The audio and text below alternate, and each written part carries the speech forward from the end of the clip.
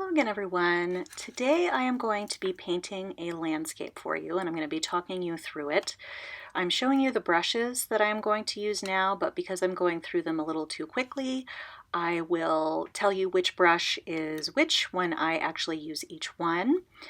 I have some fountain pens here, but I only ended up using one of them, so I'll talk about that when I use it as well. That's my little pot of water. Putting my setup together there. I'll talk about the tape here in a minute.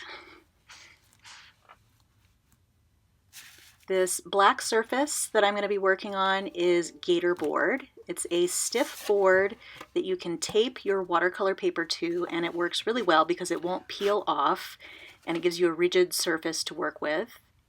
And that is my reference photo. I believe that that is a mountain scene in Austria from one of my prior vacations.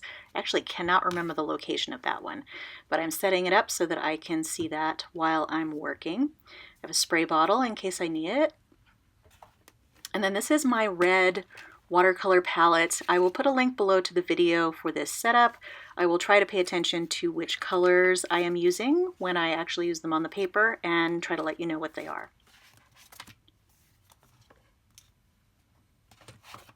Okay, so just trying to get everything set up here. So this tape is a miracle. It is magic tape from Scotch Tape, and it works the best for taping down your watercolor paper and making sure that the watercolor does not seep underneath the tape. It gives you really nice clean lines when you take it off. You'll see at the end. And this was a tip that I got from a recent watercolor class that I took through Case for Making, and it's a great tip. I highly recommend using this. This is the tape that I'm going to be using from now on to tape down watercolor paper. So as you can see here, I'm just taping it to the Gator board.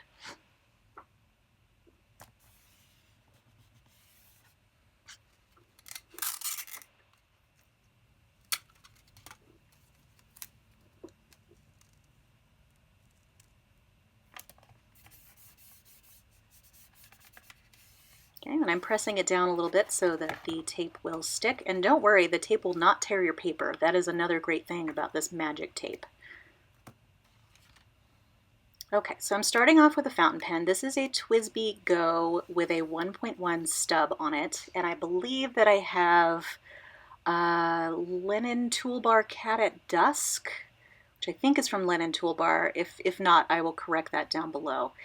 But here I am just trying to get the basic outline of the mountain shapes.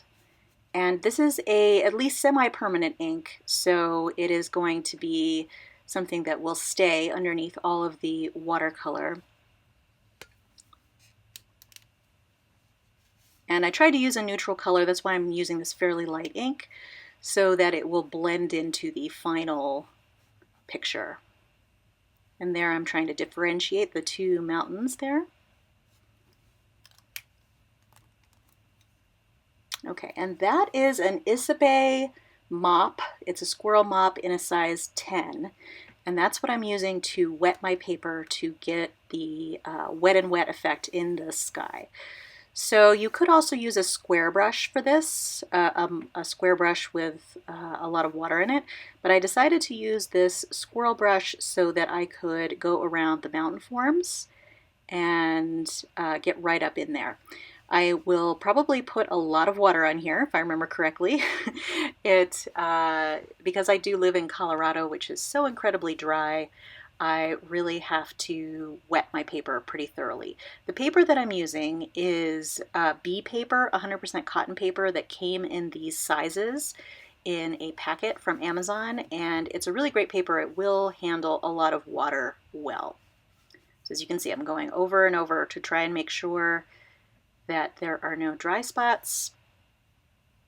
The fountain pen ink will bleed a little bit into the water, but because it's at least semi-permanent, it won't move too much. Okay, and now I am using, which brush is this? This is the Raven brush from Jackson's. It is the 10/0 size. And I also just sprayed off my palette there so that it could be a little wet. So here I'm going into the French ultramarine, And you can see I did not clean my palette. So before I go on, that is the Rembrandt Cerulean Blue, which I am mixing with the French Ultramarine. So I generally don't clean my palette before I paint or in between paintings, because I kind of like to go with the leftover color that's in my palette, and it tends to make my colors a little more interesting. So as you can see, I'm just dabbing the color into the sky. The sky here was sort of a mottled cloud sky, so I didn't want to do like sweeping gestures back and forth. I wanted it to kind of look a little not necessarily spotty, but blobby in the sky. So here I am going in with a shop towel. This is a shop paper towel that you would use in like a machine shop or something like that. You can get them on Amazon as well. And I'm creating the cloud shapes here by lifting the color out.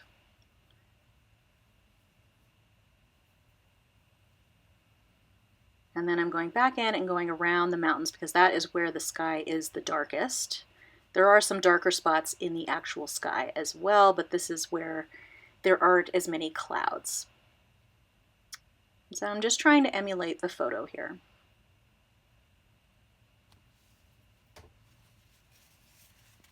And again, going in with that paper towel to kind of create the cloud shapes.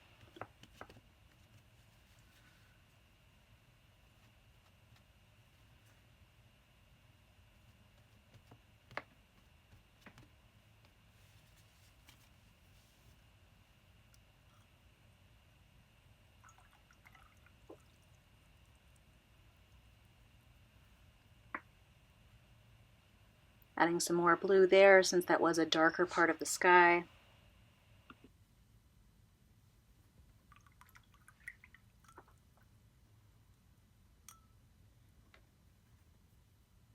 Okay, and then I'm darkening up again at the mountain line.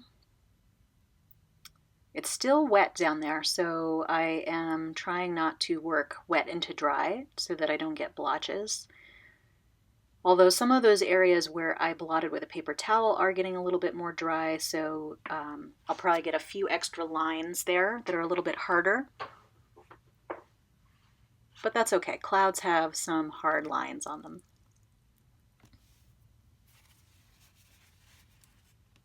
And then going again in with the paper towel.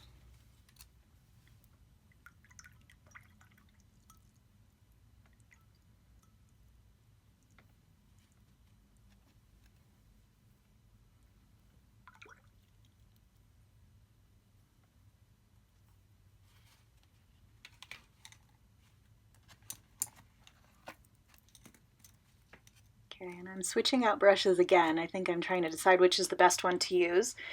So this is the Icon brush from Jackson's in a 10/0. It's the Icon quill brush. And here I'm going into my indigo.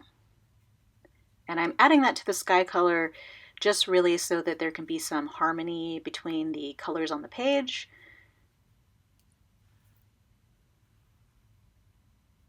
Because I'm pretty much done with the sky, so I didn't need any more of that blue color.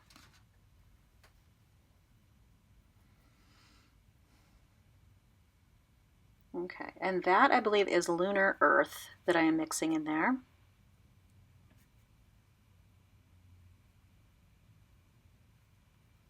Lunar Earth and indigo. Trying to water it down a little bit.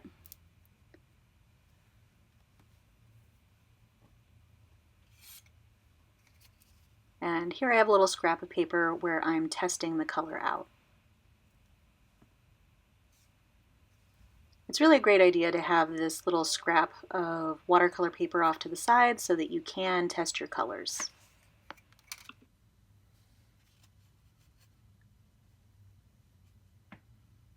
Okay, and this is really just the first pass at creating some shapes in here to get sort of the blocking down of the darker shapes in the mountain. And you'll see later I go through this quite a few times to create several different layers. You could do it this way, or you could lay down a wash over the entire mountain area. And in retrospect, I probably should have done that with a lighter color, but because I wanted to preserve the areas of white for the snow at the top of that larger mountain there, I was a little bit hesitant to do just a wash over everything. Although I probably could have done it for this second mountain, but this method works too.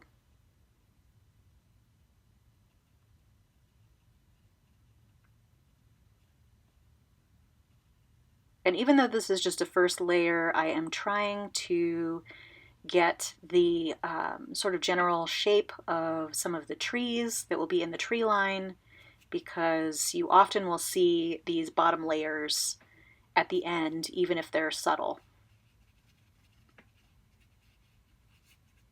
And I am trying to stay away from the sky because the sky is still a little bit wet.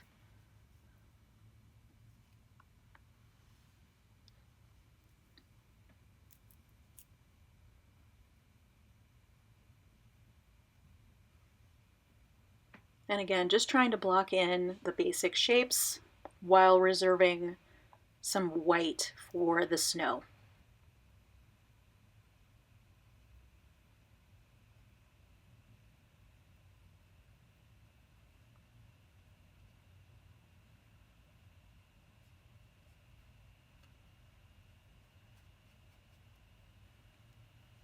And I'm also kind of trying to vary the concentration of this indigo mix. Oh, and there, there I noticed that there was a little bit of pooling there of the water and the wash of blue that I'd put on there, and I went back in again to try and get the majority of that water up. And like I was saying, I'm trying to vary the intensity of that mix with the indigo and the lunar earth so that it can get a little bit of a dynamic color in there, because I don't want the color to look the same across the entire mountain, because there will be variation.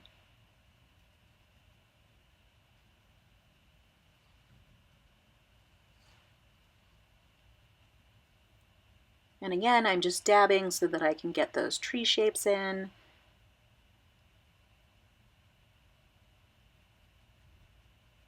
And preserving that white space is really important at this stage, because you really can't get the white space back if you cover it up. So I'm trying to err on the side of leaving more white space than not. So here I am going into the lunar red rock color and trying to add a little bit of a brownish reddish tone to this mix, because there is some more of a brown tone towards the top of the mountain. And this requires a little bit of fiddling and mixing back and forth. Like I went too far back into the blue there, and so I added more of the lunar red rock. And then I'm also adding burnt sienna.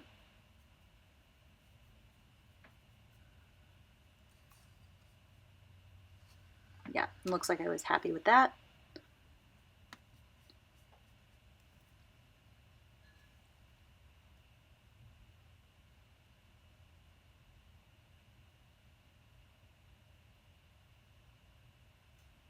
And here you'll see what happens when you go into your wet wash.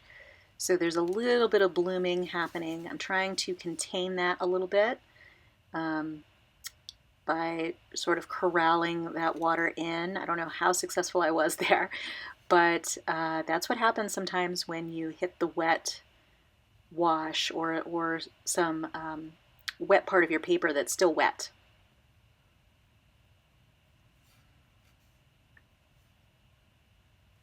And here I'm just trying to block in that more brownish red color in the second mountain.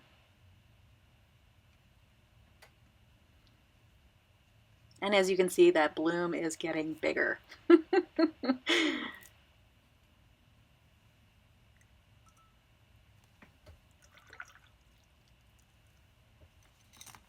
Yes, and I noticed that, and I was trying to, again, sop up that extra color so that it doesn't bleed too far into the blue, because if you let it go, it might just completely bleed into it. And at this point, I think I'm going to come back later to try and fix that a little bit. And then I'm going into some color that was just left on my palette, which probably had some indigo in it.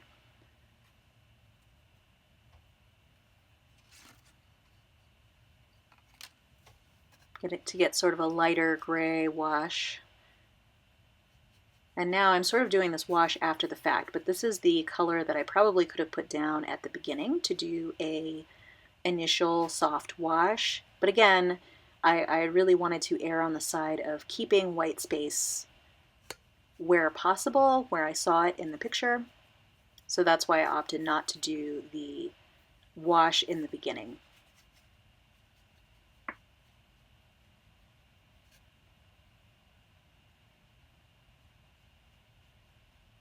And here I'm just going in and trying to refine the shape of that mountain.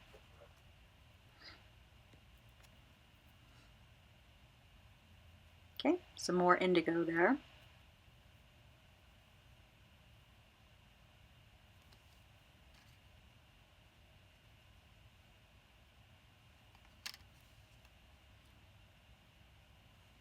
And again, going in while that area is a little bit wet and putting in some more definition. Because you can notice where I did wet on dry, there's a little bit more of a hard line, but if you can add the color when the paper is still wet, it's going to be a little bit of a smooth edge.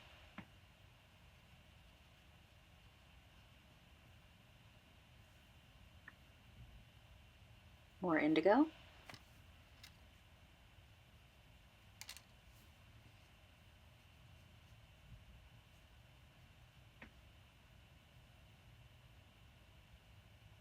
And I'm trying to get the silhouette of the trees there.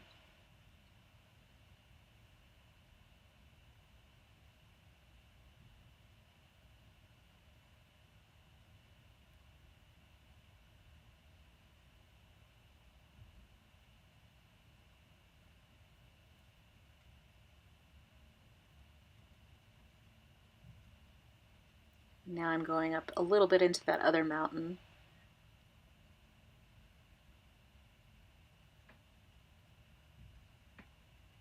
And because the sky has mostly dried, I am now going and developing that tree line.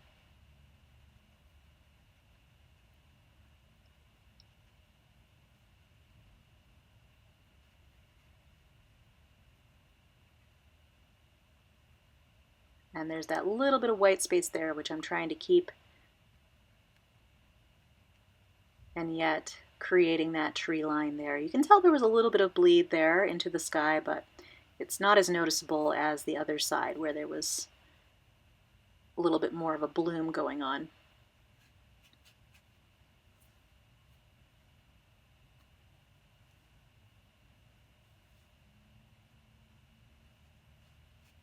Okay, trying to create some of the directional movement in, where I see the lines in the mountain.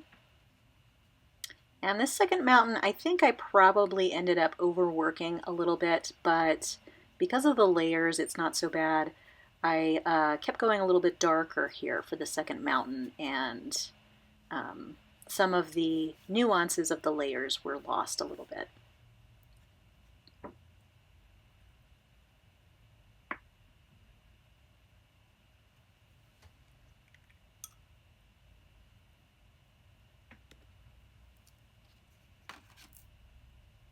Okay, and now I'm actually going into Perylene Green so that I can add some darker green into this sort of indigo, lunar earth, burnt sienna color.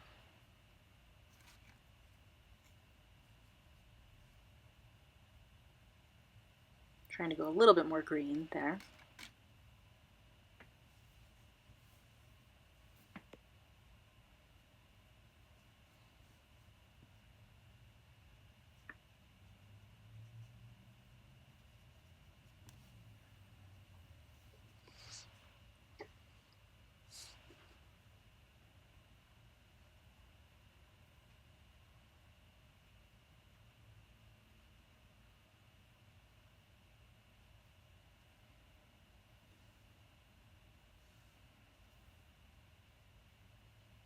And also going in with that same color on the second mountain.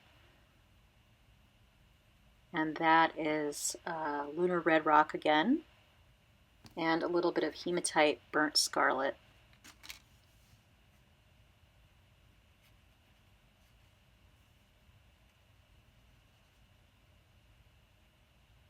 And I'm trying to get rid of that hard line that I see there a little bit, but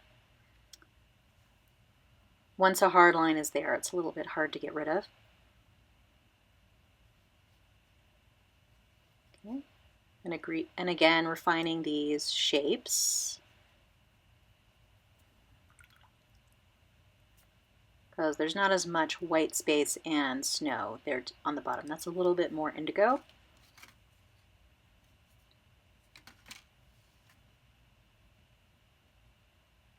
And again, because I have a little bit of a wet going on there, the color will flow a little bit more.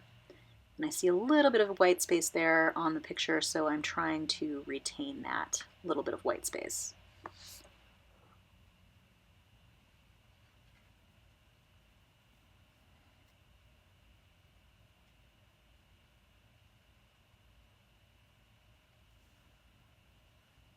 And just overall going back in and darkening up a little bit.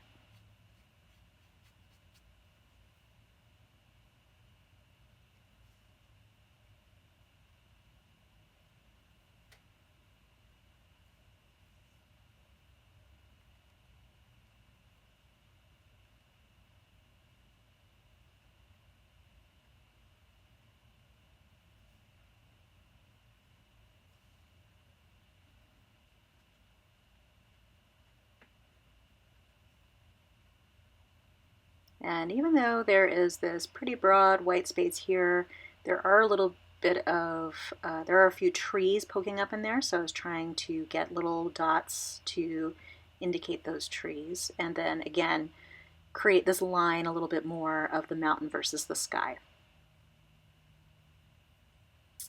And refining that area where I had that bloom so that it's not as noticeable.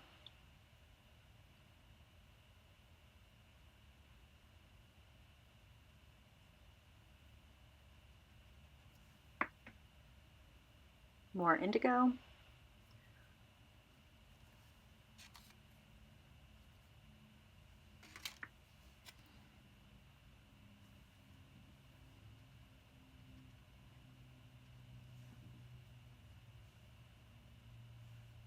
And bringing in a little bit of that perylene green.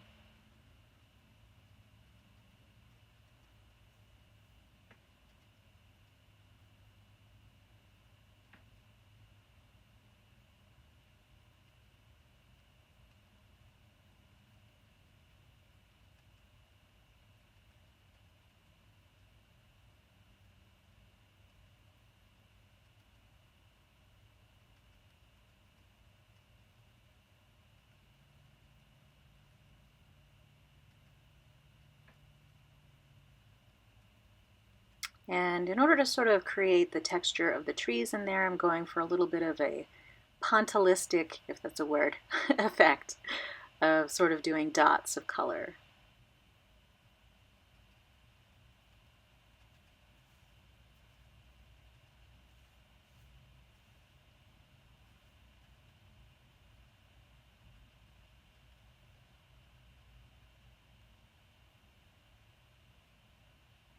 And it looks like my paper is still a little bit wet up there, so I'm getting a little bit more flow instead of sharp lines there.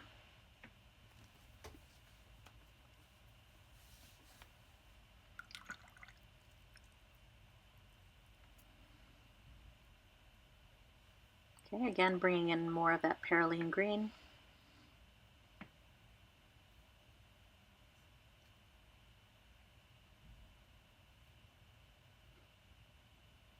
At this point, I'm really just deciding where I want to be going with my brush.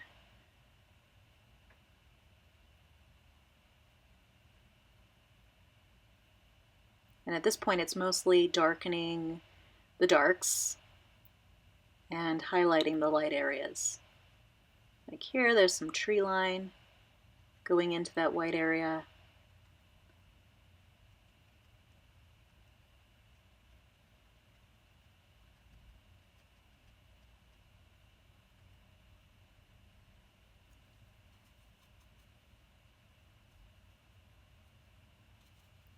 And now I'm going into that more reddish brown mix that I had there on my palette.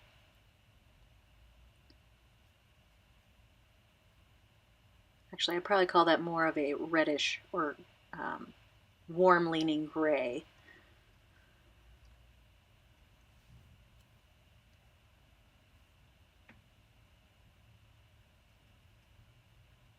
And then going in and adding these little bits of trees and rock amongst the snow there.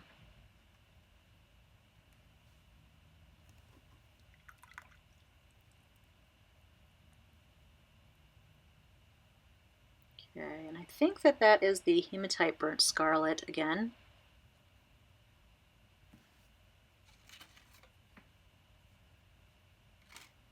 Trying to go for a more brown tone again.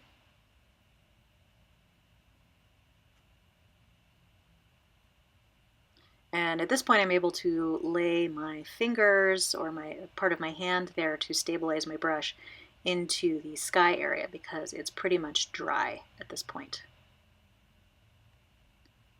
And I'm really defining that edge of the mountain.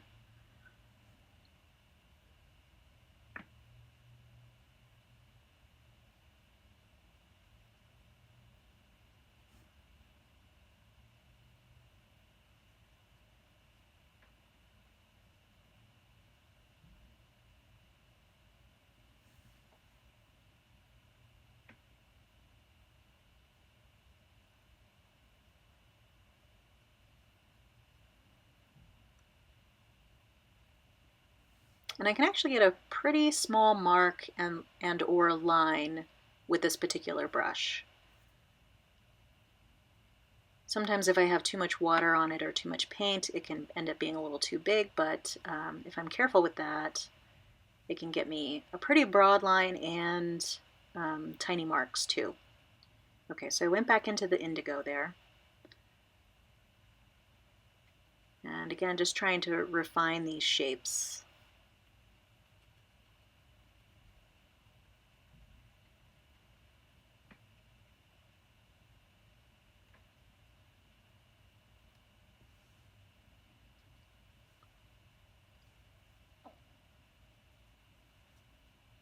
And this is also making my darks darker at this point.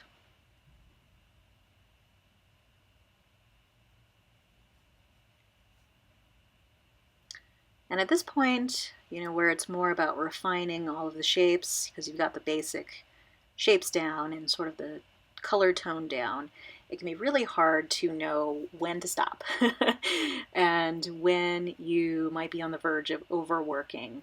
I think as a whole, probably these mountains were a little bit overworked, but I think it still captures the essence of that photo. And here I'm trying to define the difference between the two mountains or where they meet each other.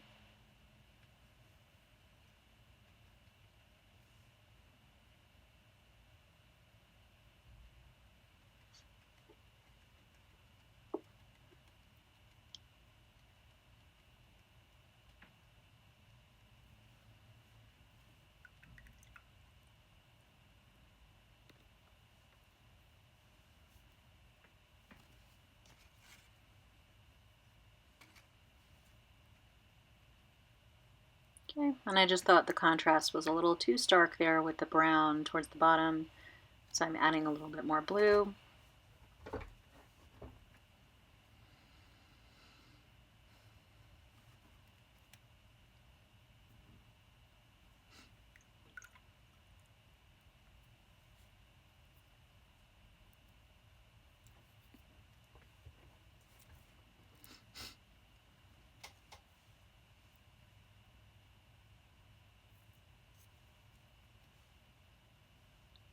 More indigo.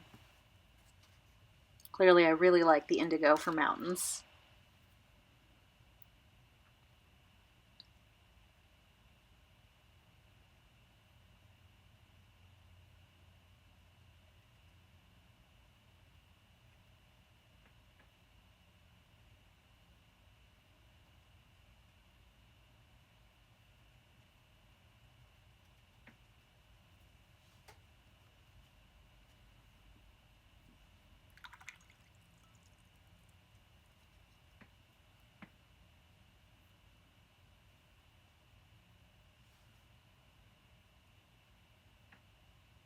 Okay, I'm just darkening up that edge a little bit.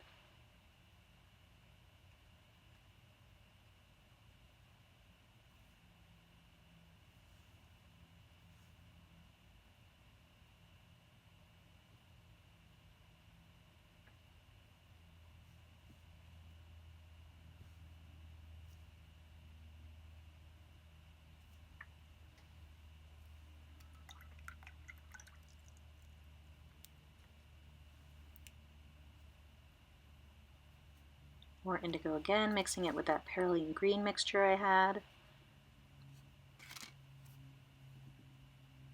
And then going back into the second mountain and darkening it up a little bit.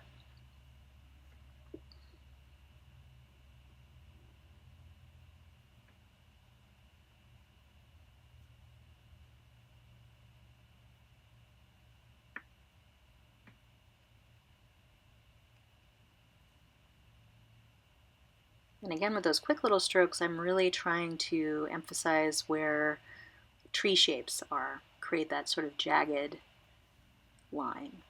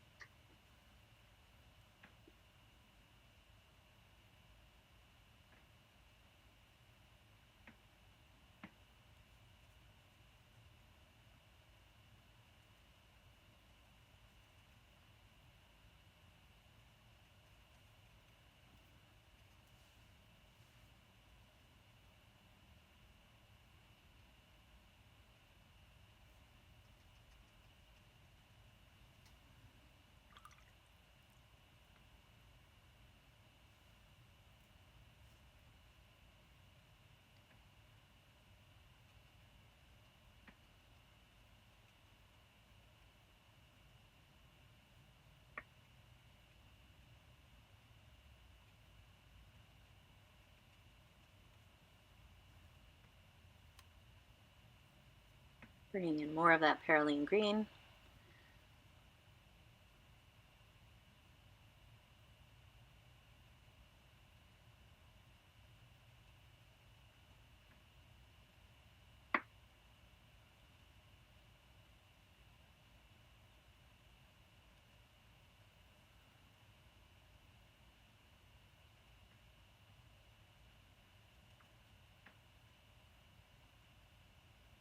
And part of me wonders if I was a little too fussy with this second mountain, because if you remember the picture at the beginning, it was fairly monotone, but I think I'm trying to make it a little more dynamic with these brush strokes and the variation in color.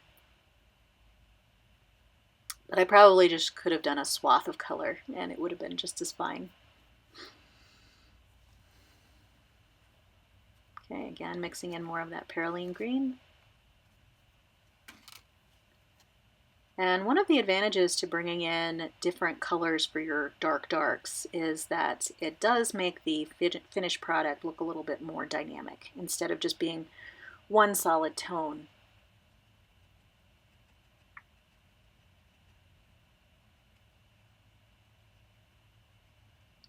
Okay, and even though this is fairly monotone, it does have a bit of a shape as to where sort of the swells and the lines in the trees are in this mountain. So I'm just trying to get that in a little bit.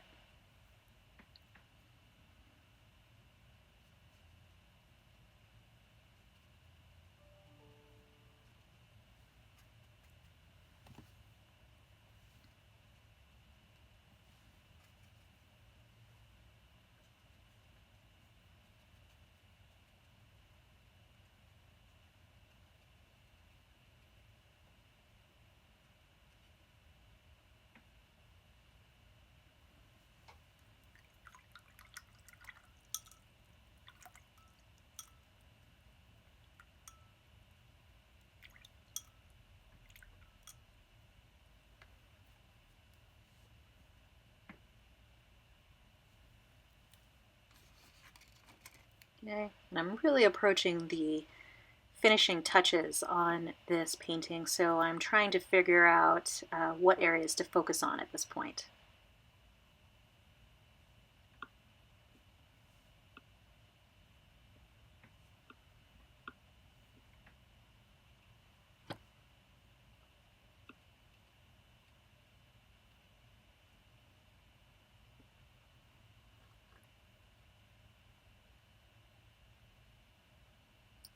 And I'd have to say that this is probably always the trickiest part of the painting, is sort of finishing it up. What I had intended to do was use that second fountain pen to create some texture and a little bit of extra darker lines towards the end, but because I was going a little long, I decided not to do that. That other fountain pen has a black ink in it, so I was going to use that for the darkest darks, but I ended up dotting some watercolor in here instead, darker watercolor.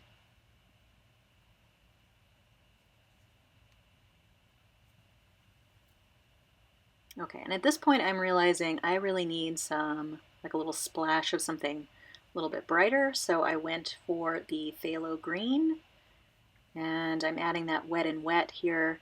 But here, since it, well, looks like it might have been a little bit wet, but I'm just trying to add that brighter color in both mountains, and then I'm going around the edges of that to make it blend out a little bit better.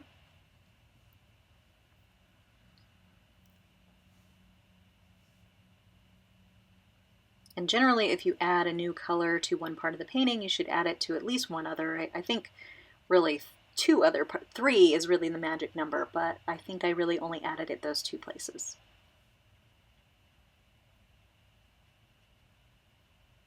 And again, just doing more defining of the dark area here.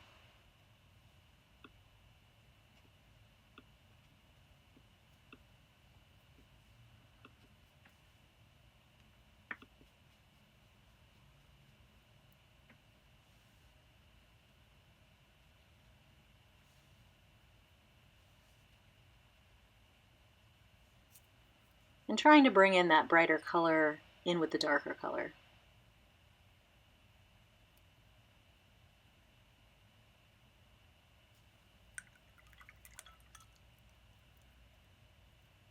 And as you'll see, that bloom has pretty much almost entirely gone away because I have moved the mountain line a little bit to go into that area. And basically at this point I'm just assessing what needs to be done, what finishing touches need to go on here. And because this area is still a little bit wet, I'm dabbing some of these colors in to sort of blend in a little bit better.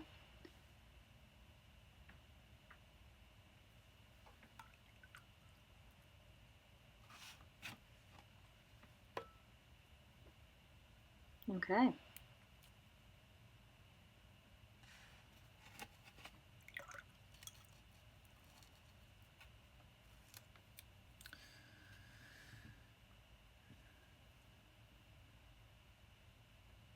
And again, deciding to go a little bit darker here up towards the top. And like I was saying, this is the hardest part of just letting it be once it's time to stop.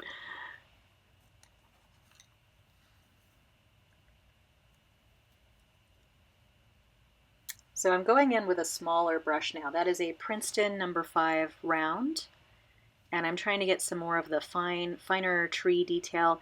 I don't think you can see it very well, but it really is just fine tree detail here at the top and a little bit in those lighter areas, because I did not want to obscure the lighter areas.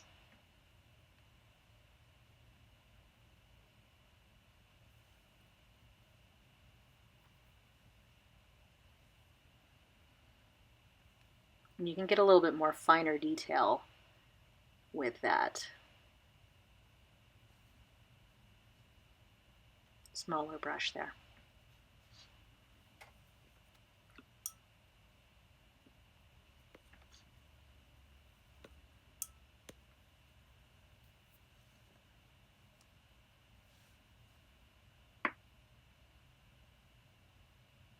Again, adding some little trees into the white area.